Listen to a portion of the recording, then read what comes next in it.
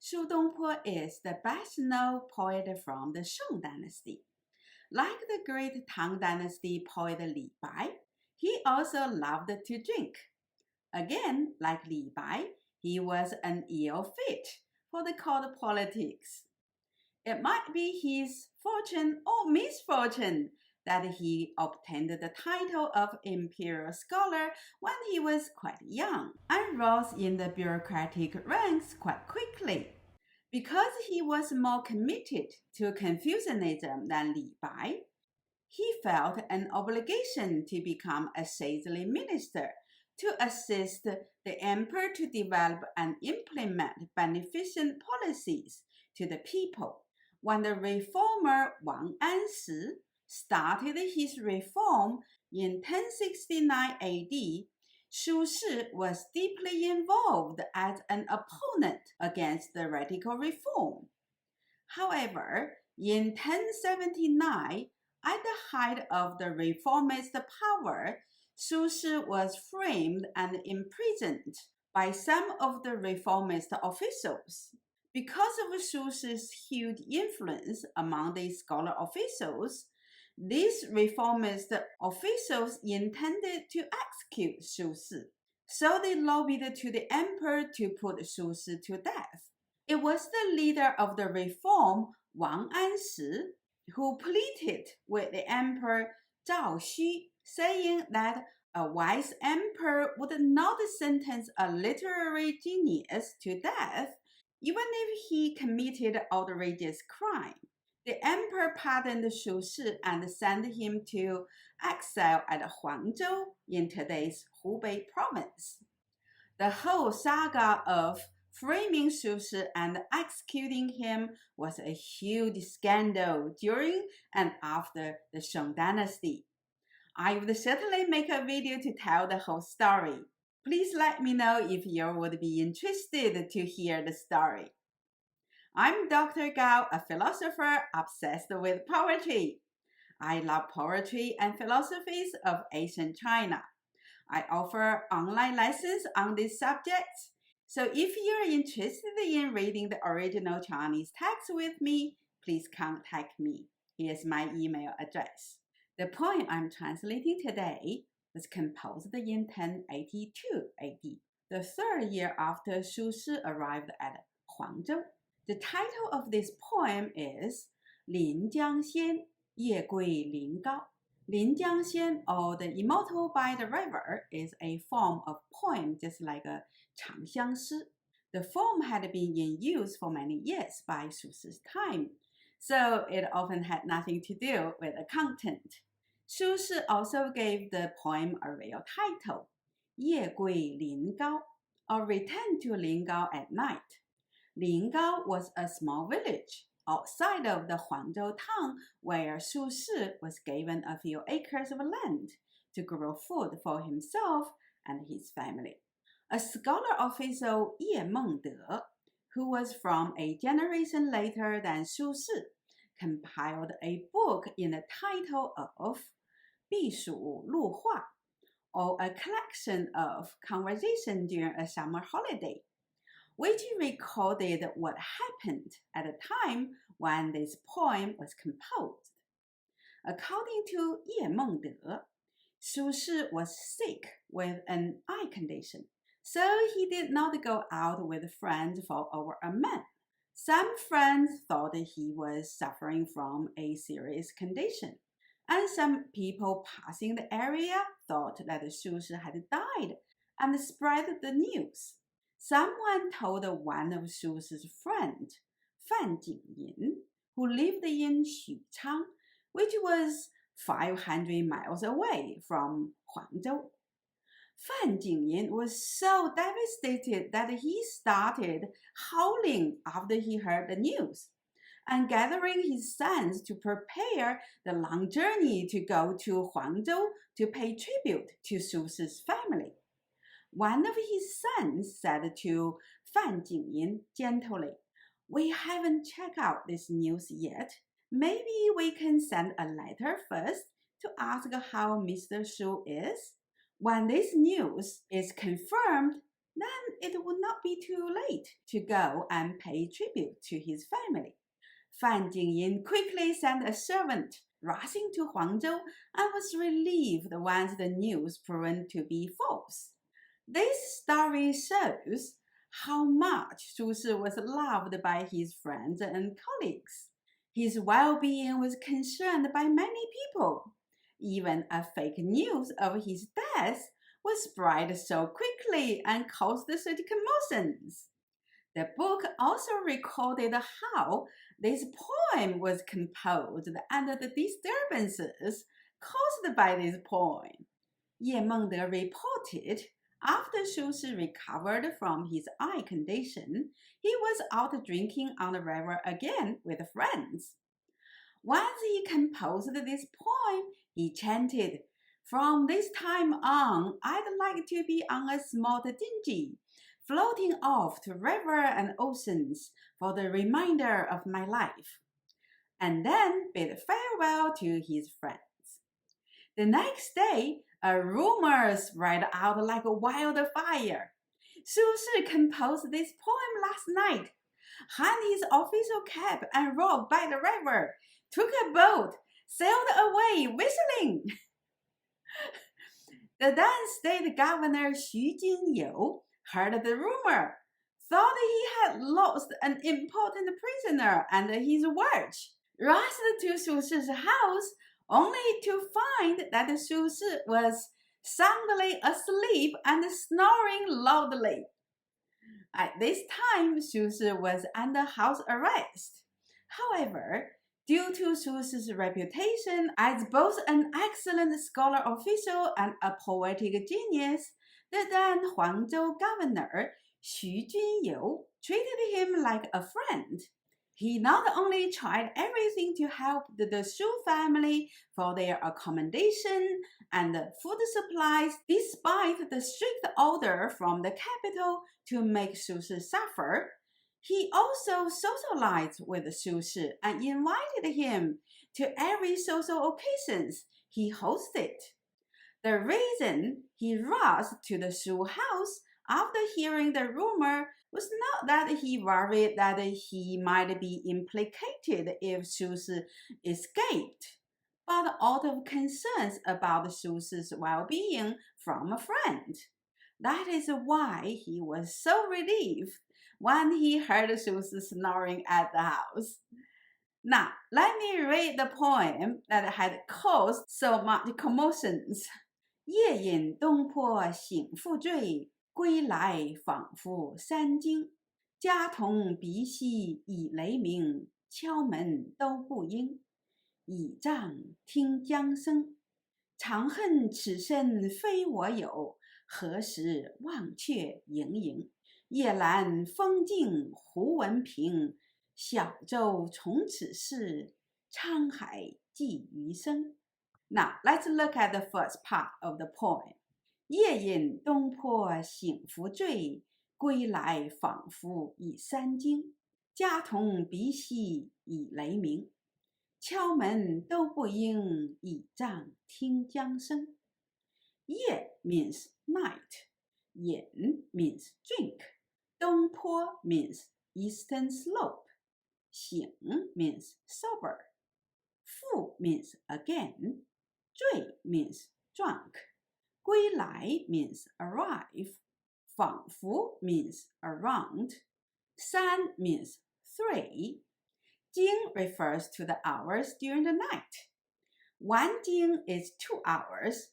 The night hours start by 7 p.m. During the first 2 hours, a night watchman would ring his bell once. During the second 2 hours, he rings 2 times, etc. until the night hours end at 5 jing, that is, between 3 to 5 a.m. 三更 is the 2 hours around midnight. 家童 means boy servant. 鼻 means nose. 息 means breath. 已 means already. 雷 means thunder. 鸣 means sound. 敲 means knock. 门 means gate. Do means all of them. Bu means not. Ying means answer. Yi means Lin Gao. Zhang means came. Ting means listen. Jiang refers to river. Seng means sound. So the 5 lines read, I sober up from drinking on the eastern slope and get drunk again, arriving home sometime around 3 bells at midnight. The boy servant's nose is already thundering. I knock and there's no answer. Leaning on my cane, I listen to the sound of the river. 长恨此身非我有，何时忘却营营。夜阑风静胡文平，小舟从此逝，江海寄余生。长 means for a long time. 恨 means hate. 此 means this. 身 means body. 非 means not. 我 means I or mine. 有 means on. 何时 means when. 忘却 means forget. 营 literally means to construct, as well as the structure constructed. For example, 营 also means military camps, as in 营地 or military camp. When a character is doubled up as 营， the phrase means to go through every possible ways in pursuing something, often using questionable means. So David and I translate this phrase as running hither and thither. 夜 means night. 懒 means late. 风 means wind. 静 means still.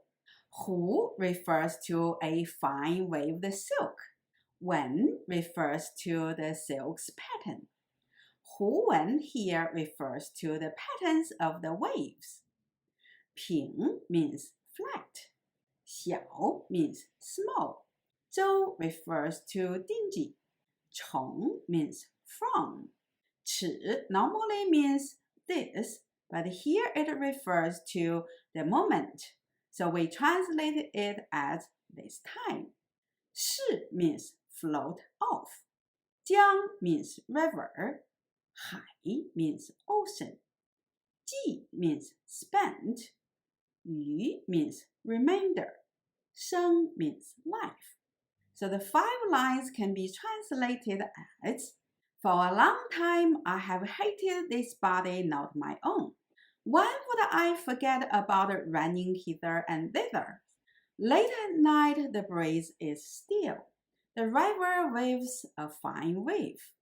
From this time on, I would like to be on a small dinghy, floating off to rivers and oceans for the remainder of my life. It was during his time at Huangzhou, Su Shi took on the name of Dongpo Shi, or the lay Buddhist practitioner from the eastern slope, which was shortened as Dongpo or eastern slope. This name came from a poem by Su Shi's favorite Tang Dynasty poet, Bai Juyi. Here is the poem Su Shi got his name from. 朝上东坡步，夕上东坡步。东坡何所爱？爱此心成树。I climb up the eastern slope for a walk in the morning. I'm up here again in the evening. What do I like about the eastern slope? I love the newly planted trees here. This simple poem reflected Su Shi's feelings perfectly at this time. As I mentioned in my earlier videos, Su Shi was basically an easygoing and happy person. No matter what life dealt him, he would always find a way to cheer himself up. After barely got away alive, even when still under house arrest, Su Shi managed to be friendly with the local officials and even got a piece of land to grow food and build a cottage for his family.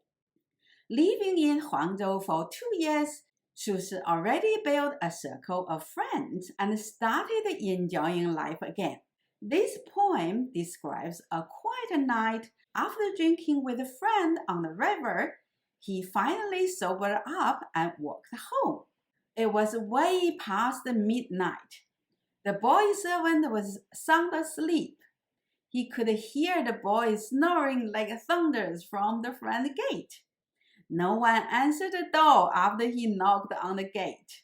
Instead of getting mad, Su Shi, leaning on his cane, listened to the sound from the river and noticed the beautiful patterns of the waves reflecting the moonlight. In such a peaceful night, he felt that he finally got his life back. He had been regretting that he did not own his life. He had spent most of his life serving his family, his emperor, and the people. Now, in this quiet night, he was himself again. He could just take a boat, sail down the river, and spend the rest of his life on the oceans. The 下阙, or the second part of the poem, draws substantially from Chuang Tzu, the Taoist text. In this chapter 22 and 23, Chuang Tzu argued that one should not pay too much attention to fame, wealth, or power. These are not important if you were to become a sage and really benefit the people under your care. Here is a quote from Chuang Tzu chapter 23. Keep your body wholesome. Embrace your life. Do not exert yourself in thinking, plotting, or running all over the places. Doing this for 3 years, you will reach your goal of becoming a sage. We know that Su Shi was an excellent official and implemented many beneficial policies for the people under his care. Now that he was stripped of all his official titles and had no official duties, it must be very hard for him to see the empire fall into the hands of incompetent and corrupted officials, and the common people were suffering because of this. Well, it would be hard for anyone who cherished the Confucian ideal of bringing safety and peaceful life for the Chinese people. By reading Chuang Tzu, Su Shi felt that he could just let go of his concerns for a little while and escaped into the natural world and let the heaven and earth take care of things. Such thought must have offered huge comfort for him. The beliefs that the heaven and earth have their own intrinsic laws about how things work in this world, and heaven and earth will do justice for the people and all other creatures in the world, are deeply held core beliefs in Taoism. The second belief does not sound very Taoist as presented in Tao Te Ching or the first 7 chapters of Chuang Tzu. However, it was added by later Taoists and even made its way into Chuang Tzu, the text. I might talk a bit more about the Taoist view on wine drinking in my future videos, but here I just would like to show you that as early as the Song Dynasty, Taoism and Confucianism had worked hand in hand to provide moral compass for scholar officials. Su Shi draws from both Confucianism and Taoism, sometimes Buddhism too, for both moral directions as well as comfort. If you're new to my channel, please check out my other videos on classical Chinese poetry, philosophies, or medical literature. If you like the content of these videos, please click the like button and subscribe my channel. I also offer online lessons on these subjects. So if you would like to read the original Chinese text with me, please email me. Here's my email address. Otherwise, thank you for watching my video. I'll see you next time.